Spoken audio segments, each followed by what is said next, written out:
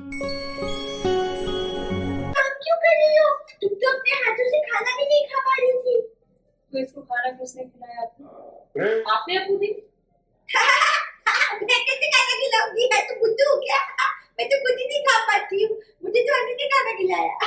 और झनक को? एक बार आगे बढ़ने के बाद दोबारा पीछे देखने की जरूरत नहीं है। याद रहेगा सब्जी, याद रहेगा। मुझे इस जगह से फर्क नहीं पड़ता है। और एक बार यहाँ से चली गई तो पीछे मुड़ के देखना तो दूर, सबके बारे में सोचूंगी भी नहीं। मैं तो बस यहाँ से चली जाना चाहती हूँ। बहुत खुश हूँ कि इतनी जल्दी मेरी शादी हो रही है ना। रोज रोज की जिल्लत, बेइज्जती, ताने, उन सबसे छुटकारा मिलेगा क्योंकि मैं थक गई हूँ। मैं आ रहे हैं वो, सो रहे थे, मैंने जगाया तो बिल्कुल एकदम से सरप्राइज हो। आप लोग ना प्लीज खाना शुरू कीजिए, मैं लाल के इंतजार करती हूँ। एक बार वो आ जाए तो मैं भी खा लूँ। पाशा तुम भी लो, लाल आता ही होगा। बॉडी आप कुछ लेंगी? मिमी रहने दो ना, आज बाहर का खाना, कल झनक की शादी का खाना, इनकी तबीयत खराब हो जाएगी। थोड़ा सा लेती। अपू मैंने तुमसे क्या कहा? अपने कमरे में जाओ।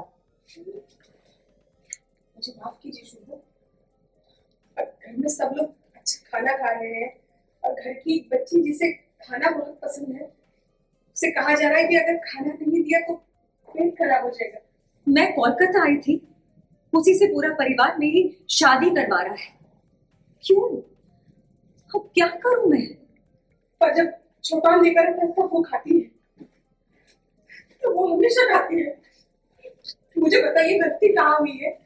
हाँ, मैं नापसंद हूँ आपको, इसकी सजा मेरी बेटी को मत दीजिए आप।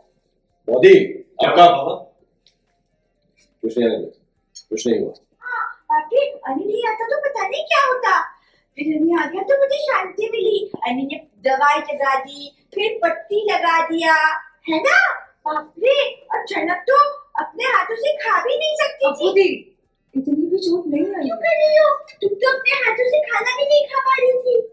तो इसको खाना Hi, this is Patrali Chattopadhyay and you all are watching me at Telereporters. Appu दी हमेशा ऐसा ही करती है। वो बचपन में मम्मी हमें बोलती थी ना कि बताना मत, और हम सबके सामने बोलते थे अरे अरे मम्मी ने मना किया है बताने के लिए। तो अप्पू दी ऐसा ही है, हमेशा ऐसा ही करती है। अप्पू दी ने बहुत कुछ देखा है क्योंकि झनक की शादी फिक्स हो गई है और उसी की शॉपिंग के लिए हम बाहर गए थे। तो हमें पता चलता है कि अनी बहुत पहले ऑफिस से वापस आ गया है और घर में सिर्फ अप्पू और झनक और अनी ये तीनों ही थे। हमें नहीं पता था कि अंजना भी नहीं थी, पर अंजना बाहर गई हुई थी।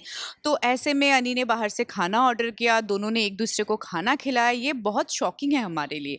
ये पहले जब वैसे ही हम वापस आए, मैंने ऑलरेडी अर्शी को इनवाइट किया था डिनर के लिए, बाहर से खाना हमने ऑर्डर किया था और डिनर टेबल पे हम बैठे हैं खाना खाने के लिए। तो इतने में हमने नोटिस किया कि झनक के उंगली में एक कट है, सब्जी काटते हुए शायद उसको लग गया होगा। अभी इतनी छोटी से कट के लिए अनी ने उसे खाना खिलाया, और सिर्फ अनी ने उसे खाना नहीं खिलाया, जनक ने भी वापस उसको खाना खिलाया। इसकी क्या ज़रूरत थी? हमारी समझ से तो बाहर है ये, आप लोग वो बता सकते हैं। और अप्पू दी को ये बोला था कि अप्पू दी आप किसी को बताना मत, पर अप्पू दी जैसे अप्पू बीइंग अप्पू, ना बताते हुए भी उसने बहुत कुछ बोल दिया है। और this is very surprising and shocking for the family and Arshi too. कहीं ना कहीं जो फैंस एक्सपेक्ट कर रहे थे हाँ। अनी और झलक को लेके, एक प्यार का आगाज हो चुका है या होने वाला है?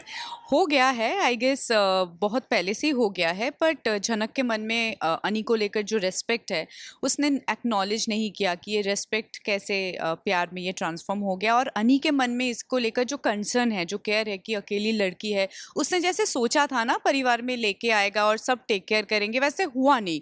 अर्शी ने भी मिसअंडरस्टैंड किया और अनी को भी झूठ बोलना पड़ा। तो इतनी कंसर्न और उसके बारे में सोचते सोचते शायद अनी को भी नहीं पता कि he is also in love. ये बासु फैमिली को भी पता नहीं है, और सबको डर है लेकिन कि ऐसा हो सकता है। और बहुत पहले मैंने अर्शी को वार्न किया था कि देखो एक सुंदर लड़की हर वक्त अगर आंखों के सामने घूमती फिरती रहे ना, तो अच्छे से अच्छा इंसान भी फिसल जाएगा। अर्शी तो बहुत ही अंधी है प्यार में, एकदम ब्लाइंडेड।